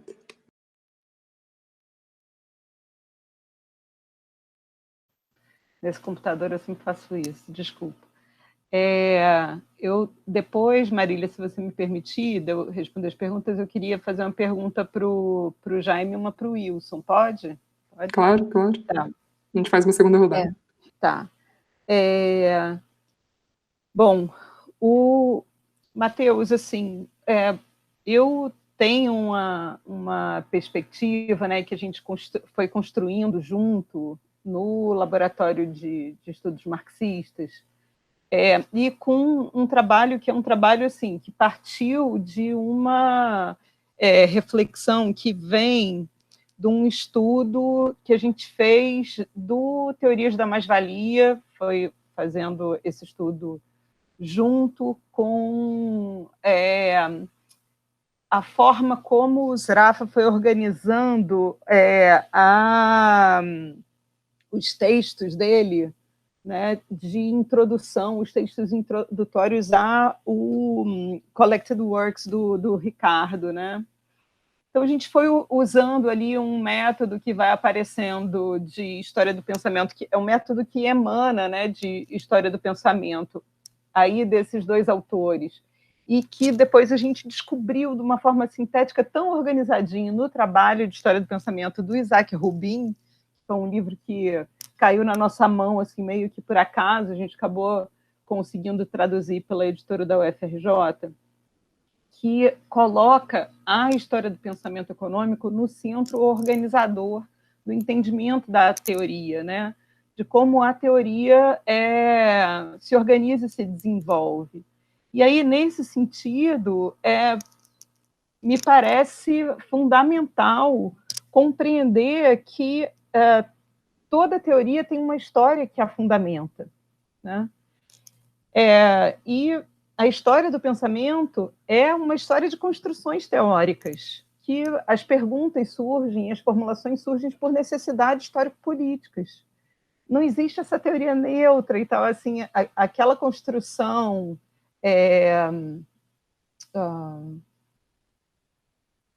idealizada do Schumpeter, né, daqueles níveis de abstração,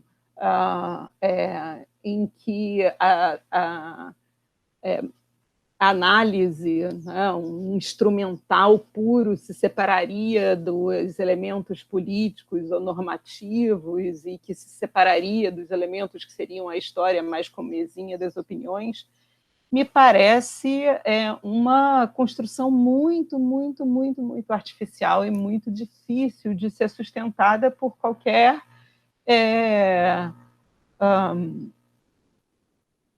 estudo mais aprofundado de qualquer pensador. Então, penso que usar a história do pensamento econômico como método para compreender a economia, né, seja teórica, seja a economia de um país, portanto, de uma formação econômico-social, é fundamental. Porque se você entra nesse debate como um cientista social se vestindo de capote branco, fingindo que você é neutro, você já está enganando quem, né? Você está querendo enganar quem nessa história? Então, me parece uma coisa bastante importante você conseguir se posicionar, né? E ter a nitidez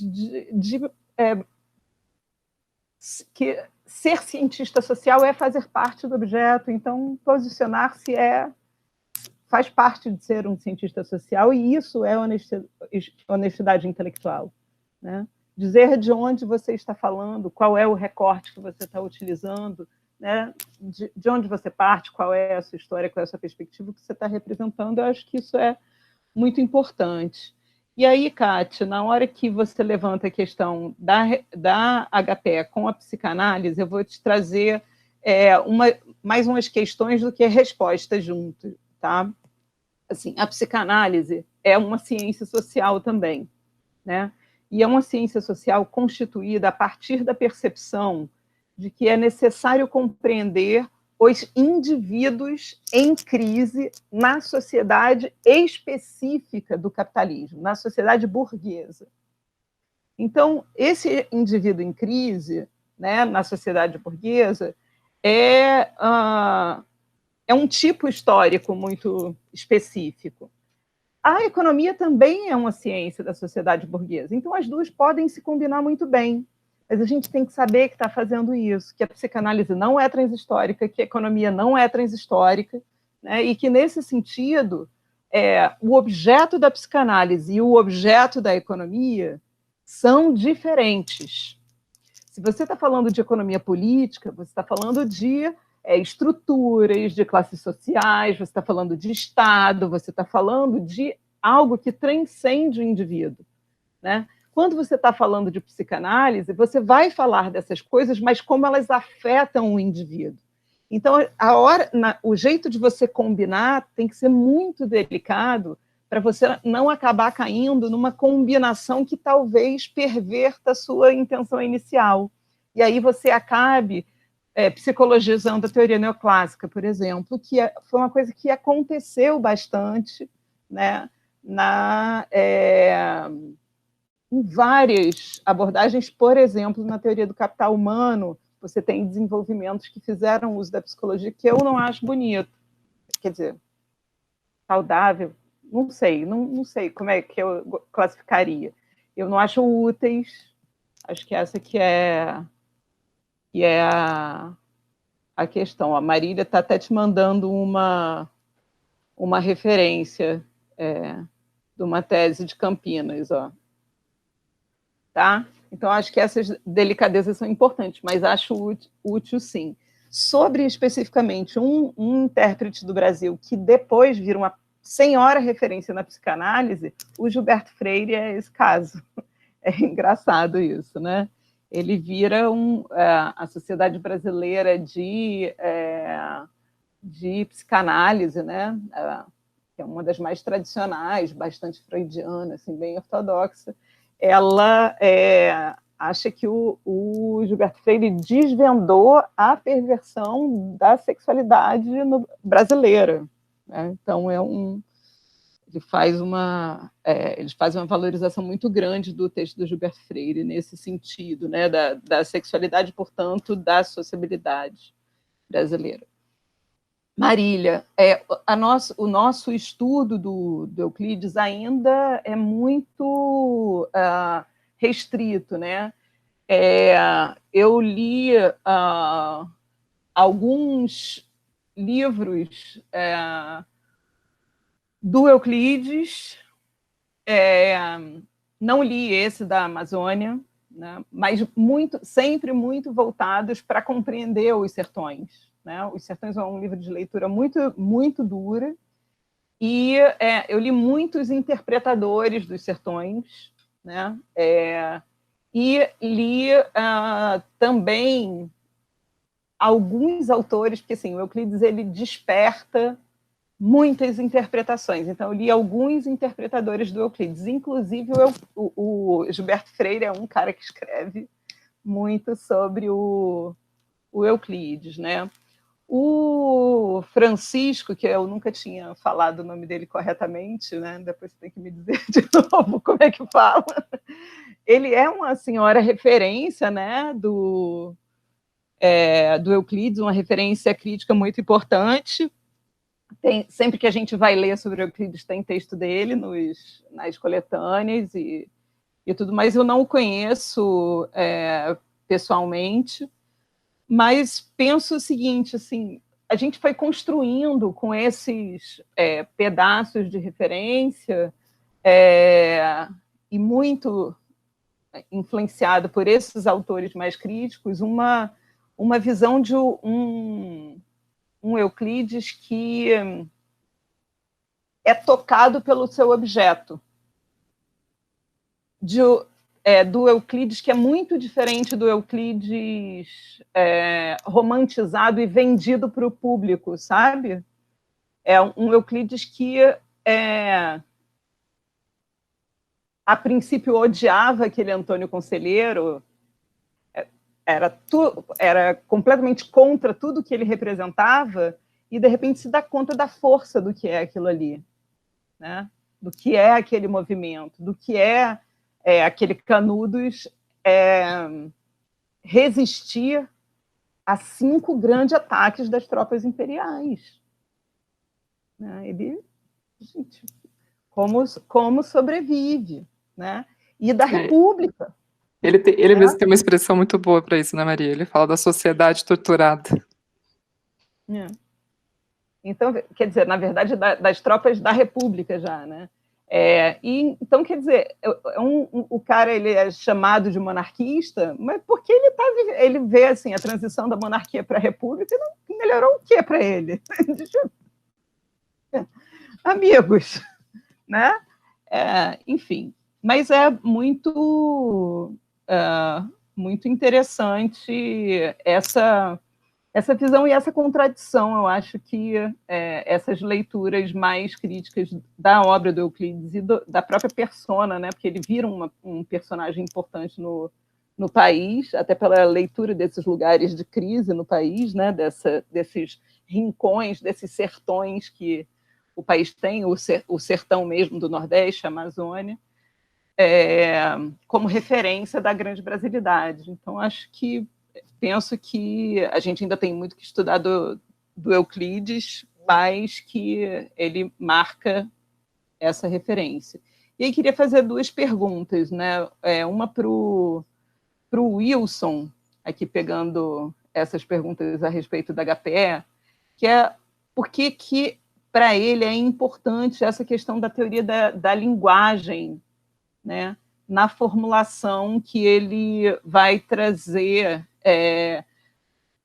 na comparação, né, da aproximação entre a teoria da dependência e tanto a marxista quanto a weberiana e a teoria do Celso Furtado. Por que ele valoriza esse elemento? Eu fico muito tocada com isso, porque, assim, para mim, uma das questões que mais me marcou nessa formação aí da discussão da história do pensamento foi como o Zraffa fez o Wittgenstein abrir mão da teoria da linguagem mais retratista, né, mais fechada dele, e transformar significativamente a teoria da linguagem que ele vai adotar.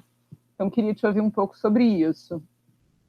E, aproveitando que a gente está falando de linguagem, né, e de história do pensamento, queria ouvir do Jaime um pouco por que ele acha, por que ele considera que foi tão importante, tanto para o Carlos Nelson quanto para o Florestan, adjetivar tanto a democracia, usar tantas vezes a palavra democracia para representar coisas tão diferentes. Qual o valor nessa discussão toda, né, da palavra e, né, do sentido de democracia na construção desse Brasil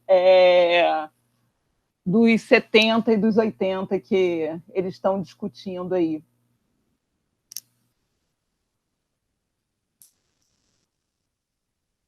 Gente, estão seguindo. Eu acho que agora tem o Kaique, né? Eu acho que a gente poderia seguir a apresentação de vocês. Aí, Jaime, se você... porque... Pode ser, porque o Kaique...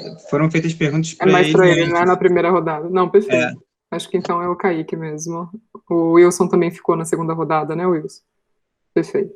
Kaique, então a bola está contigo. Tá, então vou primeiro responder o comentário do Jaime.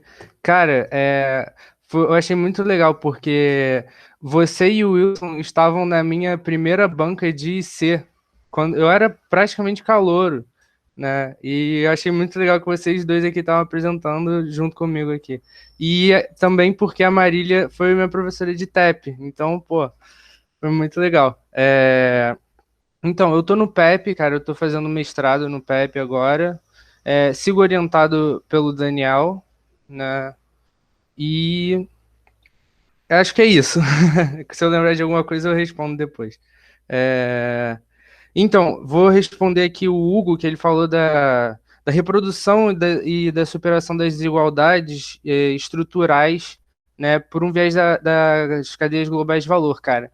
Então, eu vou te responder apontando talvez o que eu acho que é a principal fraqueza da minha monografia, né, que é algo que eu estou buscando solucionar agora na dissertação de mestrado. Porque quando a gente pensa, né, na propriedade do capital em si, necessariamente a gente tem que estar pensando em quem é proprietário do que está sendo produzido, né? Então, a gente inserir a discussão de cadeias globais de valor, né, que tem extensos trabalhos, que, pô, é um conteúdo bastante trabalhado recentemente, né? Tem professores da casa que discutem isso, que é a Isabela Nogueira, o Eduardo Costa Pinto lançou um texto de discussão sobre CGV recentemente também, o Medeiros também já tem discussão sobre isso. Então, assim, é uma discussão muito rica e que, cara, se for cruzada com a teoria marxista de dependência, eu acho que ela pode enriquecer muito o debate, principalmente no que diz respeito à composição orgânica do capital dessas economias que, na teoria marxista de dependência, ainda apresentam certos recortes nacionais, né? O Marini pensa o Brasil não pelas classes, pela propriedade do capital, enfim, ele dá um recorte bastante nacional para a teoria do subimperialismo, né? E não à toa ele utiliza, inclusive, a porcentagem do PIB industrial como métrica para medir a composição orgânica do capital, que eu acho que hoje é bastante anacrônico a gente fazer isso, né? Então, assim, as cadeias globais de valor são um tópico muito rico que eu muito provavelmente vou discutir na minha dissertação, né? E, assim, por um viés das CGVs, eu acredito que as respostas sejam, de alguma forma, promover uma modificação estrutural, né?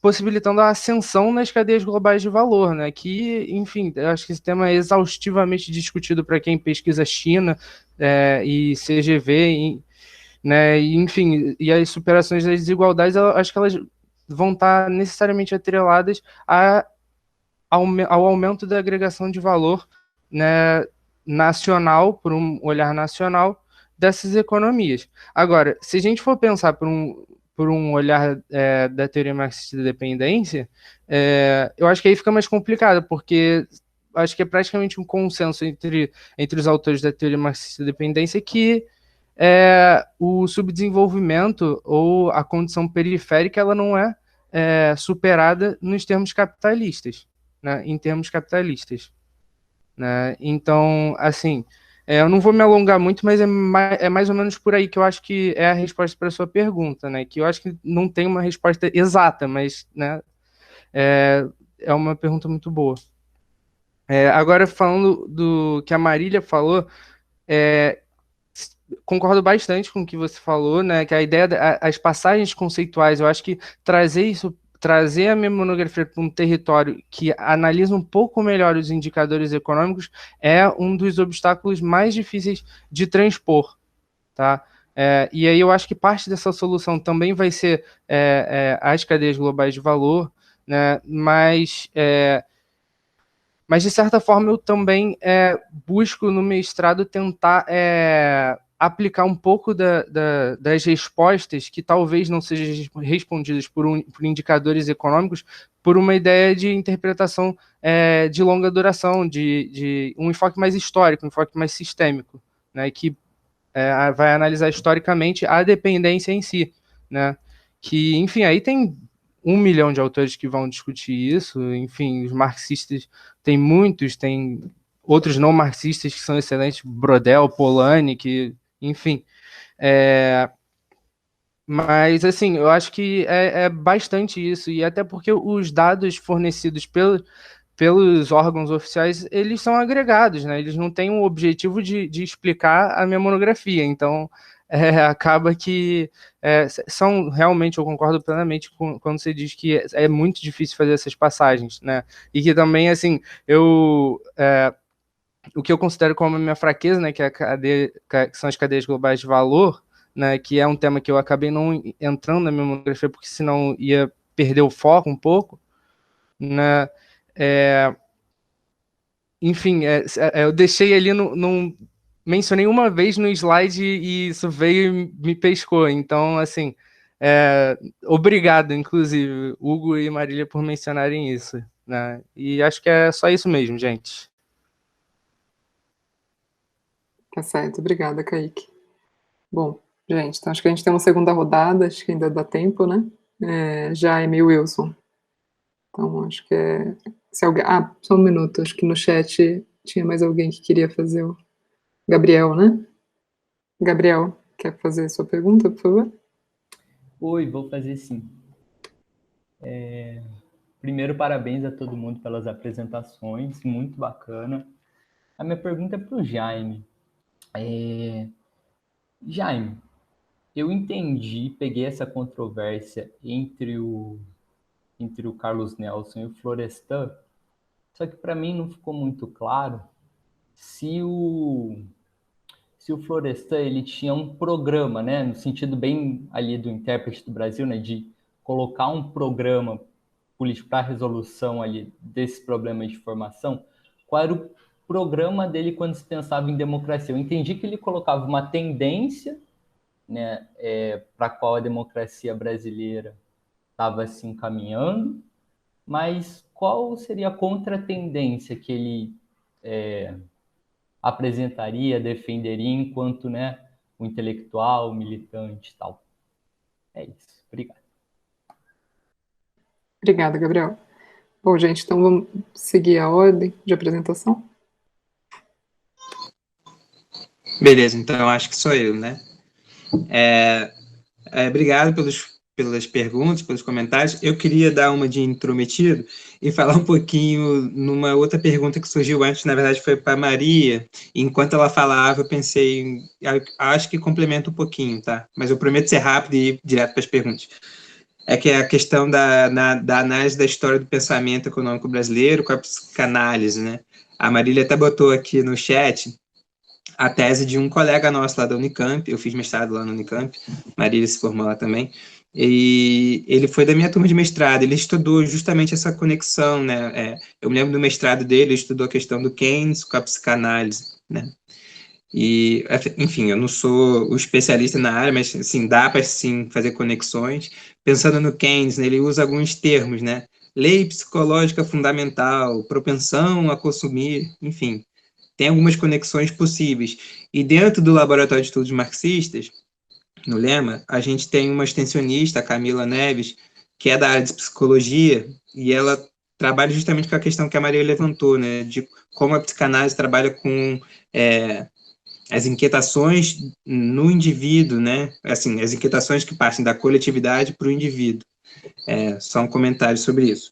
Agora, sobre as perguntas, a primeira foi a da Maria, né? Porque essa inquietação dela com a adjetivação dos conceitos, né? Inclusive está lá no nome do artigo, né? Democracia de massas, democracia restrita. Realmente é uma questão para se pensar. Por que as pessoas põem adjetivos depois do conceito, né? E aí eu vou dar alguns pitacos, não sei se é a resposta definitiva, não tem essa pretensão, mas pensando junto, né? Eu acho que tem muito por trás a questão de horizontes, perspectivas políticas diferentes, tá? Ou seja, o que as pessoas, de fato, elas querem enquanto um projeto de sociedade, tá?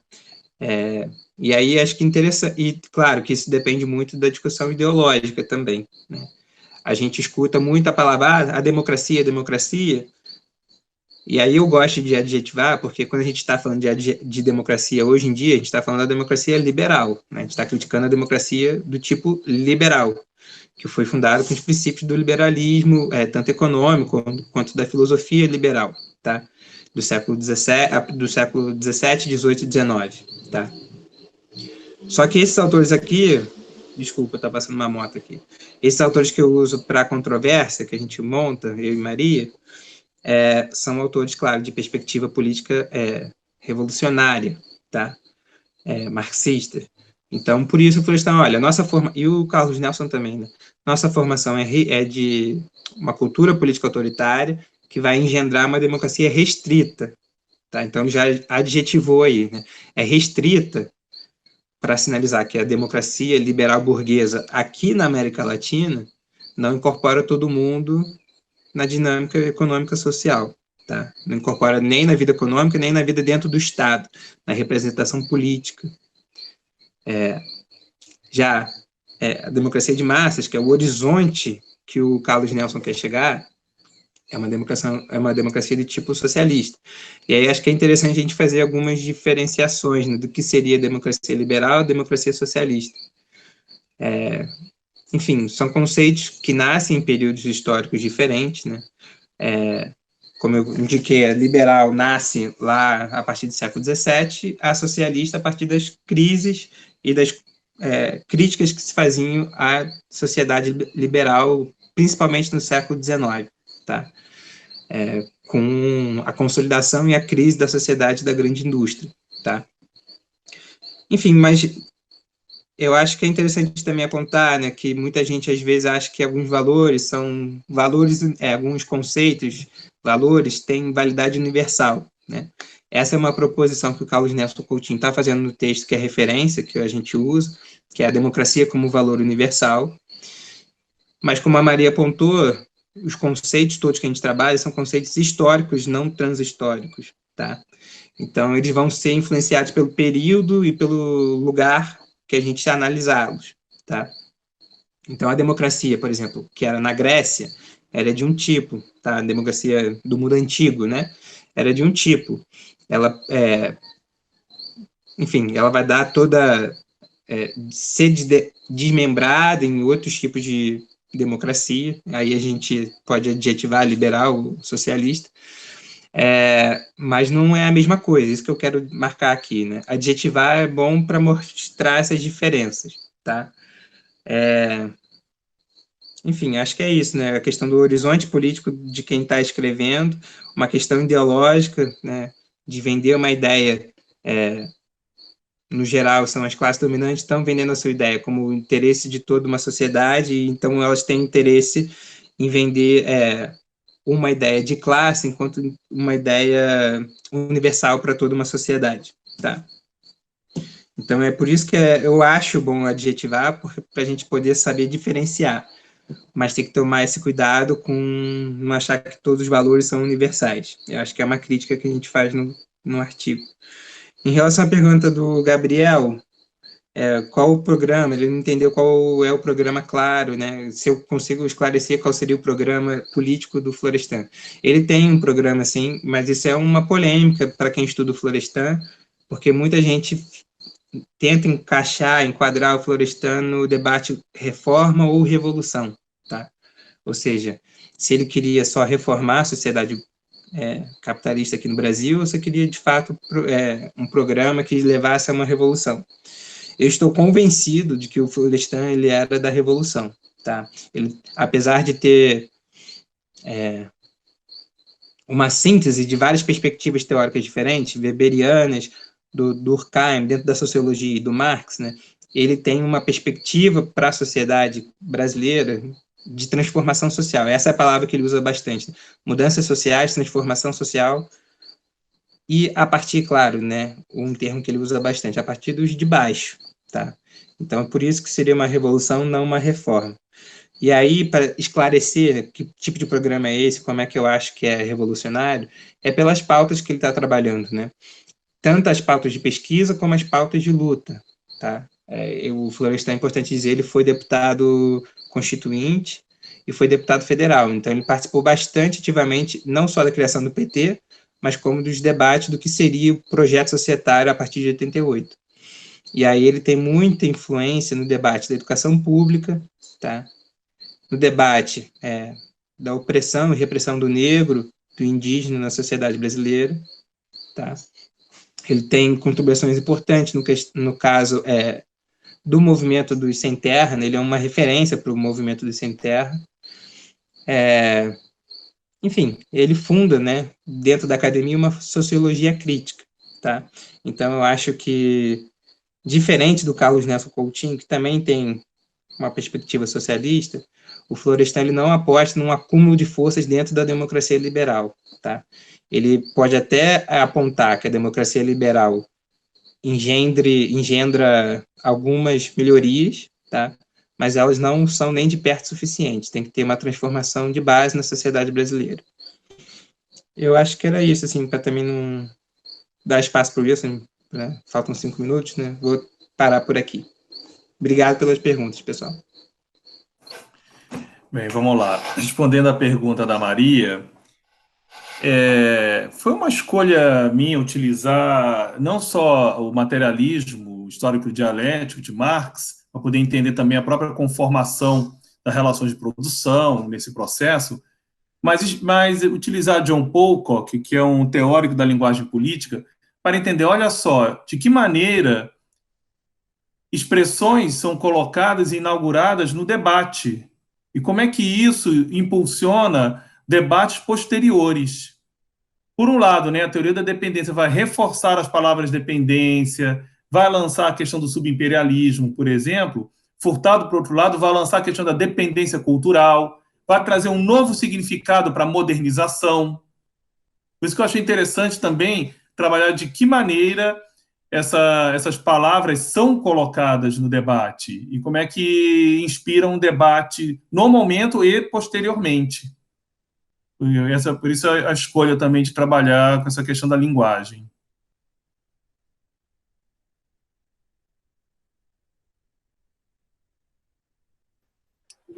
Bom, pessoal, Maria quer fazer alguma consideração final? Eu queria perguntar só se você acha que a linguagem, se ela te desvenda alguma aproximação, alguma coisa assim. Olha, o que eu pude captar foi o que eu percebi, né? Furtado começou a utilizar de uma maneira frequente, a partir de 72, na análise do modelo brasileiro, direto, dependência, dependência, dependência. E depois com o tempo ele foi acrescentando dependência cultural, dependência cultural, dependência cultural. É sintomático, e 72 ele começa com isso. E como é que a teoria da dependência lança a crítica à estagnação? Meados dos anos 60, até início dos anos 70. E Furtado vai incorporar tudo isso.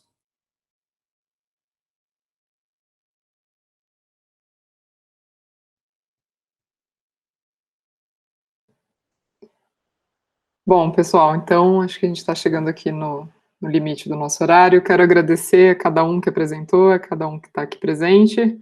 Acho que foi uma excelente sessão, com muita reflexão, muitas referências, e agradecer, só isso. Obrigada, Maria. Obrigado também. Sessão. Obrigada, Wilson. Obrigada, Kaique. Obrigada, Jaime. Todos Obrigado vocês também. que ficaram aqui, Gabriel, Matheus, Jackson, William, Kátia, Hugo. Obrigada a todo mundo. Obrigada. Agradecer a todo mundo também. Espero que a gente possa estar junto o quanto antes. Isso. Valeu. Saudades de todos. É isso aí. Um abraço a todos e todas. Tchau, Obrigado tchau, a gente. todos. Parabéns, Kaique. Um dia eu conversei com você no campinho ali sobre a China e o papel do BNDES, visto a evolução hoje. É impressionante. Oh, legal. Parabéns a todos os professores também. Mantenha a fala. Obrigado. Gente. Obrigado. Um abraço. Tchau, galera.